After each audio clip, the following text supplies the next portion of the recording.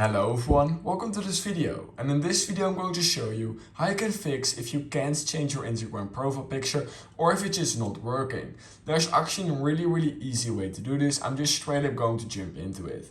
So you're probably clicking on edit profile and then you're clicking on your profile picture and choose from library. If that's not working, then this is what you need to do. All you need to do is refresh your page a few times just like this, and then what you're going to do is you're going to hold your finger just for a second on your profile picture and this will show up.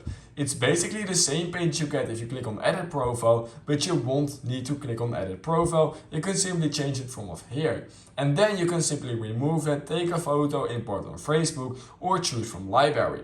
Sometimes there's an issue with simply clicking on edit profile and then it is not working, but when you simply hold your profile picture and this pops up, then it does work. So let me down know in the comments if this worked for you. If you did, please consider liking this video, subscribing to my channel, and I hope I will see you in my next YouTube tutorial video.